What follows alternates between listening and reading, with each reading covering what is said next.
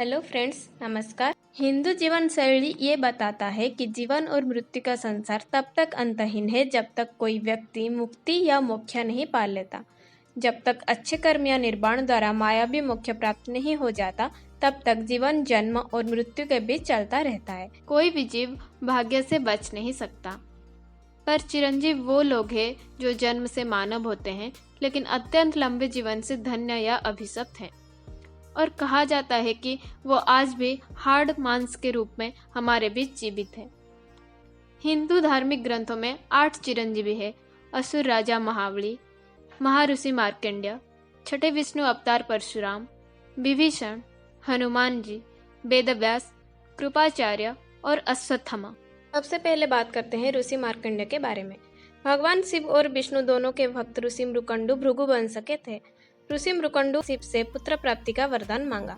उन्हें विकल्प दिया गया था कि या तो उन्हें अल्पायु पुत्र का आशीर्वाद दिया जाए या कम बुद्धि वाले लंबे जीवन वाले बच्चे का आशीर्वाद दिया जाए। ऋषि मृकंडु ने पहले वाले को चुना और उन्हें एक अनुकरणीय पुत्र मार्कंडेय का आशीर्वाद मिला, जिनकी 16 वर्ष की आयु में मृत्यु होना पहले से तय था। मार्कंडेय शिव के बहुत बड़े भक्त थे। अपनी मृत्यु के दिन भी वो शिवलिंग की पूजा करते रहे। शिव के प्रति समर्पण के कारण मृत्यु के देवता यम के पास मार्कंडेय के जीवन लेने का दिल नहीं करता था। तब यमराज मार्कंडेय को लेने स्वयं आए। जीवन और युवा ऋषि के गले में अपना फंदा डाल दिया। फंदा गलती से शिवलिंग के चारों ओर लग गया। भगवान शिव क्रोध में आविर्भाव हुए और यम के ऊपर हमला कर दिया। बाद में शिव ने यम को पुनर्जन्म किया और मार्कंडेय को अमरता का आशीर्वाद दिया। इसलिए भगवान शिव को कालांतक के नाम से भी जाना जाता है। दूसरे स्थान पर बात करते हैं असुर राजा महाबली के बारे में। महाबली असुरों के राजा थे। वह प्रहलाद के पोते और ऋषि कश्यप के वंशज थे। बलि ने तीनों लोक पर अपना प्रभुत्व बनाए रखने के लिए अश्वमेध यज्ञ का आयोजन किया। इसी से स्वर्ग और देवताओं में तनाव और असुरक्षा पैदा हो गई। इसलिए देवताओं ने भगवान विष्णु से उनकी मदद करने के लिए अनुरोध किया। भगवान विष्णु ने अपने वामन अवतार में प्रकट हुए और बलि से 3 कदम चलने के लिए भूमि का एक टुकड़ा देने को कहा। परिणाम स्वरूप वामन ने 2 चरणों में पृथ्वी और स्वर्ग को पार कर लिया।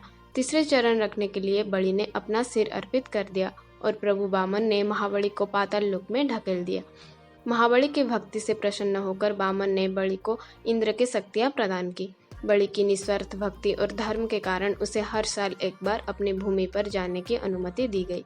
इसी प्रकार ओणम त्योहार हर साल केरला में मनाया जाता है।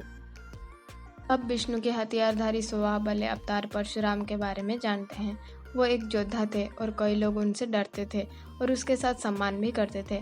उनका जन्म ब्राह्मण परिवार में हुआ था और वो अन्य ब्राह्मण से बिल्कुल भी अलग थे।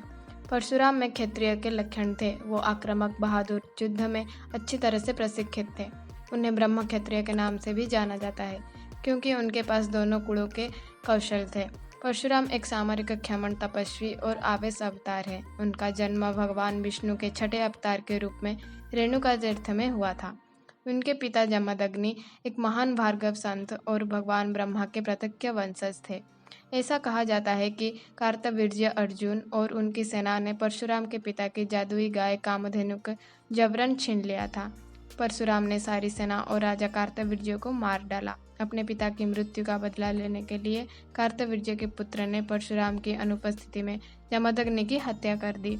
इससे क्रोधित होकर परशुराम ने सभी राजाओं के पुत्र को मार डाला। उन्होंने अश्वमेध यज्ञ भी करवाया और अपनी सारी संपत्ति कर्मकांडियों को दे दी, जिन्होंने अनुष्ठान का संचालन किया। महाभारत में परशुराम योद्धा कर्ण के गुरु थे। परशुराम ने कृष्ण को सुदर्शन चक्र दिया। विष्णु के छठे अवतार का मुख्य उद्देश्य पापी और अधर्मिक राजाओं की हत्या करके पृथ्वी के बोझ को मुक्त करना था।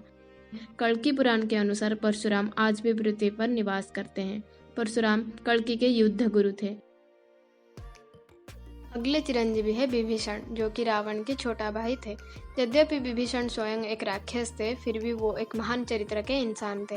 वो सीताहरण के विरुद्ध थे क्योंकि उनके भाई रावण ने उनकी सलाह नहीं मानी। इसलिए विभीषण राम की सेना में शामिल हो गए।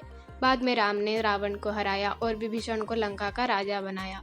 विभीषण की लंका का राजा बनने के बाद उसने अपनी प्रजा को बुराई के मार्ग से धर्म के मार्ग पर लाया। विष्णु ने विभीषण को पृथ्वी पर रहकर लोगों की सेवा करने का आदेश दिया और उन्हें सत्य और धर्म के मार्ग पर मार्गदर्शन करने को कहा। इस वीडियो के लिए आज बस इतना ही। हम अगले वीडियो में अन्य चिरंजीवियों के बारे में जानेंगे। अगर आपको वीडियो पसंद आया तो कृपया चैनल को लाइक, शेयर और सब्सक्राइब करें।